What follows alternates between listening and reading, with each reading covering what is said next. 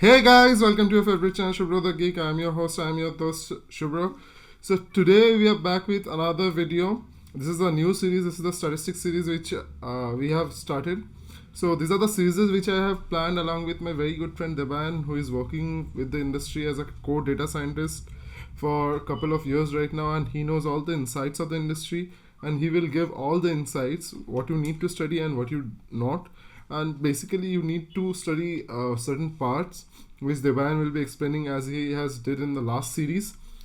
So without further ado, I am your host Shubro, and with me is, Debayan. let's start, shall we? And guys, another note, if you face any problem during the course of your journey, we have an exclusive Discord server ready where I and Debayan will always be with you to help you out throughout your journey. So follow over there, do text us, do share this video. If you like the video, give us a thumbs up and subscribe to your favorite channel, Shubro Geek.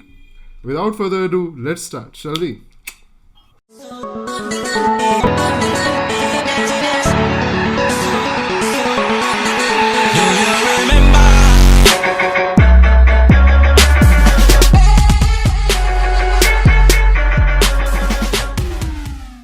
Hi guys, this video we're gonna be starting off with our statistics series, and I couldn't start off with a better place other than understanding what constitutes statistics at its most primal form.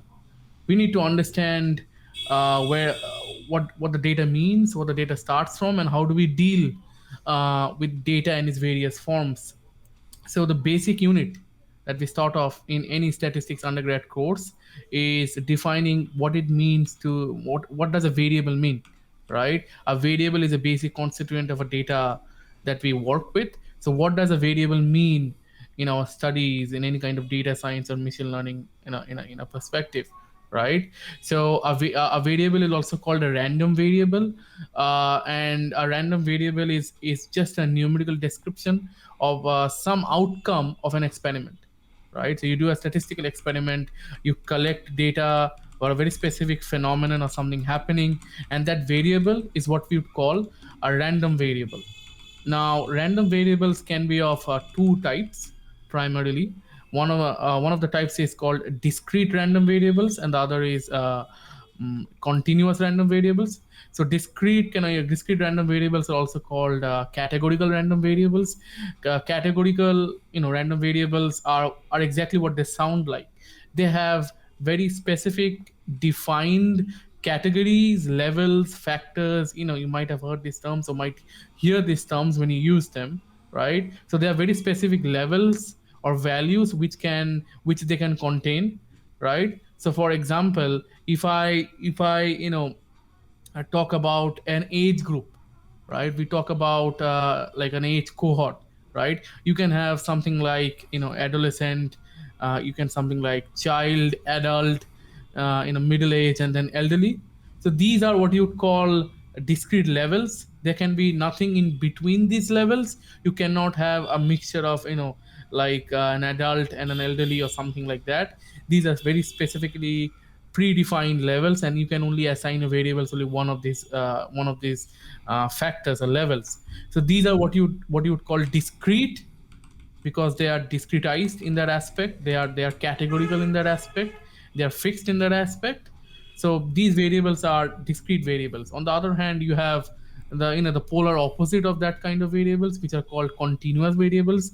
The variables that you have worked with in your algebra sections, your normal calculus sections, most of the times are continuous variables.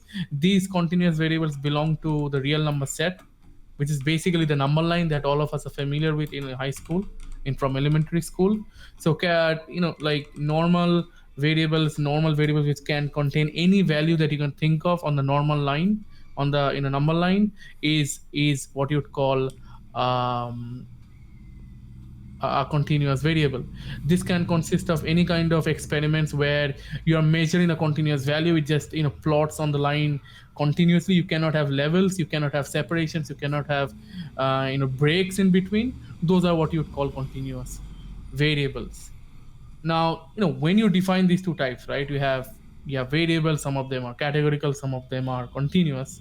So one of the basic questions that you can ask in statistics is, Can two variables be related? Can two random variables, doesn't matter if they're discrete, doesn't matter if they're continuous, are they related to each other, right? So if two variables show some form of connection between each other, they are what you would call being associated with each other, with dependent on each other. So this association can either be positive or negative. So when I say positive, I mean increasing. They all follow the same direction in the positive number line in a increasing fashion. If they are negative, we mean that they are decreasing. They are going in the negative number line towards the opposite side of things, or what we would expect. So let me give an example, right? A very common example that is used in statistics books is a height and weight. So height of a person and the weight of a person are what you would call, they have some kind of connection between them. Why? Because it's common sense that a taller person generally tend to have more weight than a shorter person, right? Now this might not be that this is not an universal association. This is not always true, right? But for the most part they are. You can get a sort of sense of the association that I'm talking about. If you are taller, it's highly likely that you will have more weight. If you are shorter, it's highly likely that you will have less weight. Please remember, I'm not talking about other factors that cause into this, which can increase the weight in the opposite manner that we think. But for the most reason, these are what you would call associated, or they are connected in some manner. It is generally positive, but there can be instances where it may not be the same. But for all cases, we call them associated in some manner, right? So that's that. Next comes where we talk about the kind of statistical experiments that you can do, right? Broadly speaking, there are really two types of experiments that you can do. And when I say you can do, I mean in a setting where you have a data science problem, you have a machine learning problem, we're trying to find out some sort of insight from the data, you're doing exploratory analysis and so on and so forth, right? So there are two things that you need to keep in mind, two types of experiments that you can possibly do on the data. One is called the observational study, and the other is called the experimental study, or the causal kind of study. In an observational study, what you do is that you collect data in Mm-hmm. such a manner that you do not interfere with the process that creates the data, right? So you have a data source, you collect the data, right? All of us do this in any kind of data related experiment. We need to make sure that in an observational study you do not interfere yourself in that process when the data is generated. This is to ensure that you are not a factor in the data that you generate or the data that you collect. This is simply to exclude you in the process of collection of data. Now that's an attribute. You need to keep that in mind, that that is a characteristic of what an observational study means. You do not interfere in the process. You just an observer. You just collect the data as you come in. Most of the laws of physics always started with an observation. You start in an observation, you look at what happens. Okay, say then you say that I'm going to collect some data, right? So what does it mean you collect some data? You observe something, you see, I want to quantify that. So what you do is just record the data as you see fit. You do not interfere yourself, you do not touch it, or you do not introduce yourself to the system. You just let it be, let it operate on its own. You just see the data and you just record it. That's what an observational study means.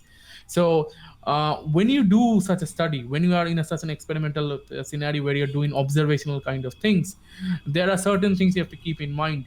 You can only say, you only talk about associations. So when you do an observational study, you do some experiments, you do some exploratory analysis, you do some plots, you do some fancy models. The best that you can do, or you're allowed to do, and still be truthful to what you have observed, is to just say that you have established some association, like we talked about before. You can just say there is some relationship between these two variables or these three variables. You're not allowed to say that this one causes that, or this one is responsible for that. You're not allowed to say those kind of statements, because those kind of statements have a very major impact in what you mean in statistics. We need to keep that in mind whenever we are in a statistical domain. You can't just claim something without having a very rigorous way of understanding what you're trying to claim, right? Exactly. So okay, so there can be two types of observational studies. You can do work with past data, or you can work with future or live data, right? So when you work in machine learning, you work with previous data, you work with data that have already collected in your system, and you're doing models on that. That's what you'd call retrospective observational study, right? So Okay. you're going retro style. So you're going into the you're going into the past. You have collected some data, and you're working on analysis and stating some kind of association for the future. You're not predicting the future. You're just saying, I think that when this data continues into the future, I believe and I'm very confident that there will be some association between two or three variables. That's the best you can claim with a retrospective observational study. When it comes to working with live data or data that has not been generated yet, it's called prospective observational study, where it's very similar to those kind of market trends and market analysis. Those kind of companies like JP Morgan, or those kind of companies which release market analysis, market surveys. What does the market look like in the next 30 years? Those are what you'd call, those are somewhere in the prospective observational study. They have seen the past data, they have made some understandings of associations of multiple variables, and then they are extrapolating the data. They're creating fake data and trying to say this is what the data might look like. As the data comes in, they're trying to affirm that conclusion. These are what you'd call prospective observational kind of studies, right? So that's the whole section over there. Then you have the more important and a more critical part of kind of statistical study, which are called experimental statistical studies. So in an experimental study, the very first thing that you do is you define a treatment, you define a pre-processing step, you define some kind of algorithm, right? And what you do is that you have some data, right? So what you do is that you randomly select some portion of the data, you randomly select points from your data source, right? And you apply your algorithm, you apply your pre-processing, you apply your treatment on those randomly selected data points from your data source or sample, right? So what's the idea? What's the meta behind this game? Why are we kind of doing these kind of things? The idea is to understand that in this kind of study, you're trying to establish a connection, a very strong connection, a stronger connection than an observational study. We're trying to claim that something causes something else. X causes Y, A causes B, or the A is responsible for B is happening. If you're making some claims like this in a statistical study, you have to be much more precise in how you do an experiments. And in random sampling or random assignment of things, you randomly select and do things on it, and you do not do the same treatment on something else, right?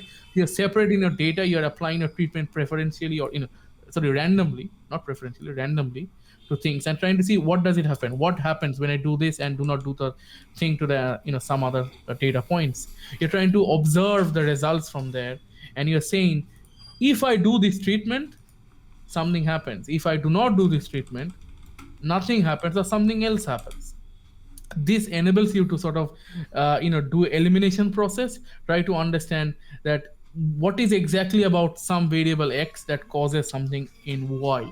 This allows you to eliminate all other factors in your experiment and solely concentrate on the association between X and Y, or A and B, and say if they really cause one another or one is caused by another, right? So some of the key things that you need to keep in mind in an experimental study are about control, replicate, randomize, and blocking. Control is where you do not apply a treatment, right? So you select some samples, you work your algorithm on those, and you do not work on your algorithms on some on the Other rest of side. it, right? So that's called control. The things that you do not do anything, that's called control. What do you say control? Control means it's the null state. There's nothing happening there. So you're keeping it as a testing to compare what happens if I do this. So you have something to compare to when something happens to the one that you applied your algorithm to. So that's your control, the things which you have not applied your algorithm on, you're not applied your treatment on. Randomization, it's the initial step, right? You're randomly selecting things from your data source, and you're applying your algorithm, you're applying your model, you're applying your pre-processing.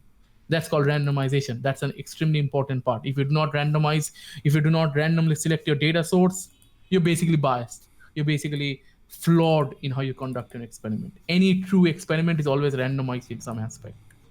The next part is replicate, right? So you can have you can do this experiment once, you see some favorable results, you say, Today I got a connection. I say X causes Y. You can't do that. You can't claim that thing. You can't have your enjoyment just yet. You need to do this experiment with random data sources of the same kind, but from random places. You repeat these experiments multiple times and confirm whether your results match every time, whenever you do the experiment. That's why when people publish a study, a scientific experiment, many people around the world, all the scientists around the world, they take their time, they replicate their experiments. If you cannot replicate your experiment, your experiment is worthless. You cannot claim that X causes Y. Your experimental study was effectively a failure if you cannot replicate the study in different scenarios and different data points or different you cannot claim the generalizability of your data. That's the point. Blocking is where the process of elimination comes in, right? So you're trying to say X causes Y, but there can be millions of other variables involved in your process, in your experimentation. So how do you eliminate all those external influences and solely concentrate on two variables and how they affect each other? You do it by blocking. You say, keeping all of this fixed, I'm gonna just work with one variable that changes. That's what it's called, blocking. You're blocking all the other variables and you're just keeping one variable, randomized, truly random, and you're changing that variable and see how it affects the other variable. That's called blocking. That process is called blocking. So now we talk about samples and sampling, right? So you have heard in the previous sections, I was referring to a term called sample. So what do I mean by that? So samples is basically a subset of a data source, right? So you collect some data, right? In either case, in any experimental data, in experimental or observational study, you collect some data. You store your data somewhere. You have data sets, right? So most of the times, it's most of the times you don't have access to the full data, right? So if you're working with census data, if you're working with population data, if you're working with any kind of machine learning problem, it's a very real life scenario where you don't have access to the entire data set possible, right? It's simply not possible because you can't store it, or it's very expensive to store it. It's very expensive to get. Most of the times you don't even get the data, right? It's very rare to get some data, things like that. So if you're talking about collecting data on maybe a Halley's comet, you're gonna get the data every 76 years. That's not gonna happen, right? So keeping that in mind, it's very difficult to get data.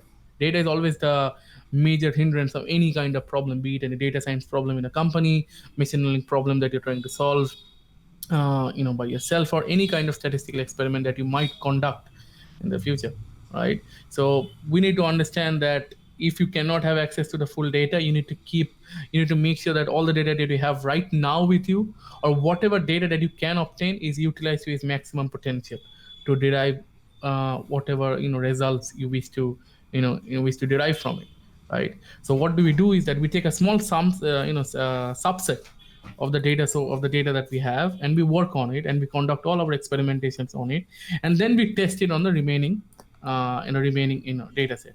So that subset is what we call sample, and the way that we select the data is called sampling. Very easy to consider, right? So the subset of the data that we work on is called the subset of the data set that we work on is called the sample, and the way that we select the data from the large data set or the population, that's what we call them, the data set, is called sampling. One of the important things about samples and sampling in general is how you sample things, and there are various kind of problems that come into when you start working with selecting data points to work with in your sample, right? Let me talk you through three major problems that we see during sampling issue, and I'm gonna explain them very briefly using a real life example. I'm going to talk about how people do surveys, and I'm going to tell you what does it mean to have a certain kind of sampling error or sampling problem in doing a survey online with people. So let's say you have in a survey, you're collecting some information on some topic. You want people to respond on some topic which might be controversial. Maybe it's a political issue, maybe it's a legislative issue that you're very interested in getting people's opinion of, right? So if you forward your sample to friends, like some friends you have, your family, your mother, your father, they have friends, right? So what you generally do is that you take your survey and you forward it to them. This is a problematic approach because what you're doing is what is called convenient sampling. You're just getting data points effectively from people who are easily accessible, right? That creates a kind of bias in your data, because all those people who you have forwarded your survey to, people who you know, the very fact that you know them is the problem. The very fact that you have not randomly selected them is the problem. You should always do your service, or you should always collect your data in such a manner that there is no relationship with how you sample your data, how you get your data, how you get your data points. There should be no relationship with them. So if your mother gives an input and your father has an input and your father's friend has some input, it's very likely that all of them might be along similar lines. They might have the same data points in some aspect, right? It creates redundancy. So you have to always keep in mind, do not work with people, do not forward your service to people who are very close to you. Or if you're left with that, if you have to do you have to start somewhere, right? Make sure you randomly select who to send it to. You do not select it to everyone. You say, I'm going to forward it to maybe my mother, I'm going to forward it to maybe my sister, and then she can forward it to someone else randomly on her own. You need to clarify that. Do not have people conveniently who are conveniently close to you and get data from them. That introduces the convenient sampling bias problem. The second kind of problem that you have is what you'd call a non-response kind of problem. So let's say you do your random sampling diligently. You selected, okay, I'm going to send to him, her, him, and her, right? Good, you've done the first step right. Now if those sample people do not respond, your random sampling won't work then, right? So it's on the whims of those people who are giving you the data. You need to make sure that you have such a large set of random samples, so that people who might not choose to respond, they still do not affect your data collection process, right? So if people do not respond, although you have randomly selected them, that can cause a problem, because only people who are randomly selected and they are interested to respond, only they apply. Then it becomes a bias, because you're not uniformly collecting your data from all the sources. There might be reasons why they're very interested in reply. They have their own reasons. You might not never know them, but always make sure that whoever you send it to, they must reply to your survey. So whatever data you collect from, all of them must have some kind of consistency or some kind of uniform response in how you collect the data from them. Doesn't matter who that source is. Maybe it's a person you're getting a survey from, or it's some data source that you're collecting the data from. It should be consistent. It should be homogeneous in that aspect, in how they respond and how they provide you with the data. The third and the most interesting kind of sampling problem that you might face in a survey kind of thing is voluntary response. People are actually might be very interested in to respond to your survey. So you might be asking about their political affiliations or their political opinions, and people can get very charged to give their opinions about such things. This causes another problem. So you're only collecting information from people who are very might be biased themselves, and they're very interested in give their opinions on the subject of your survey matter. So you only collect people who are interested. You're not collecting people who are not interested. Then that becomes a problem, and your data set only is representative of people who actually have an opinion, and people who do not, and you miss people out who are not giving their opinion, right? So you have effectively lost your randomness in how you select people in any of these three errors, right? You have to make sure that whoever you randomly select to get your response from must respond, and they should be randomly selected in all aspects. If they disable your random chance by not responding, or by voluntarily responding too much about it, it becomes a problem. So you need to control your data flow, how you're getting the data. You need to make it uniform. You need to make sure that everyone answers across all kinds of opinions and across all kinds of sources. So in the last part of this video, what we're going to talk about is how we use random sampling and then another kind of thing called random assignment to define what we can work with, what we can conclude from our experiments. Earlier we had said that there are two kinds of experiments, experimental and observational. But when it comes to like stating what kind of results you have derived from those experiments, depends on how you did your randomization of your randomization technique. So there are two kinds of randomization techniques. You have random sampling and you have random assignment. They both of them might sound similar, mean similar, but they have very different, very distinct, distinctly different meanings. So what do we mean by random sampling? Let's define it very clearly. So in random sampling, you have subjects. So you have subjects. So your subjects are selected randomly from your population. Your data points are selected randomly from your population. Each of those data point or subject has an equal probability of being selected from that population, right? So effectively, the sample or the set of people that you have, subjects or data points that you have selected from the population, becomes a very good representation of the population.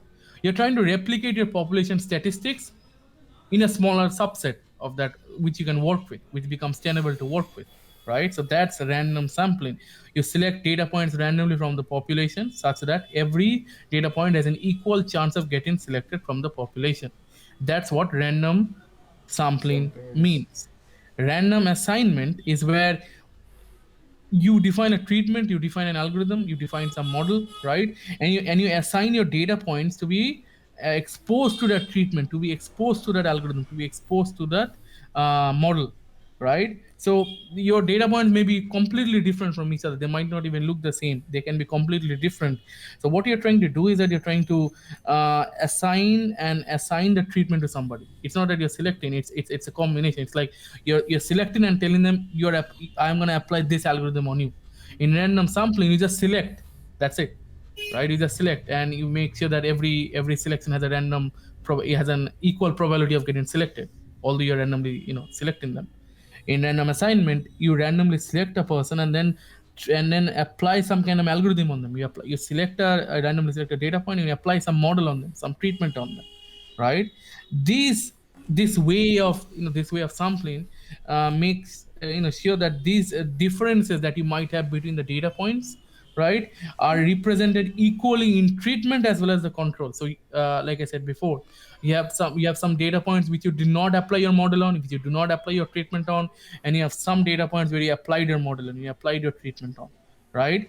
So doing random assignment helps you to understand, makes sure that whatever the characteristic of those things, of those data points are, which you have not applied and which you have applied on, are equally homogeneous in their own subsets, and you do not have a preferential treatment that I'm gonna apply my algorithm preferential on something else and not on something else, right? You want to make that thing very clear.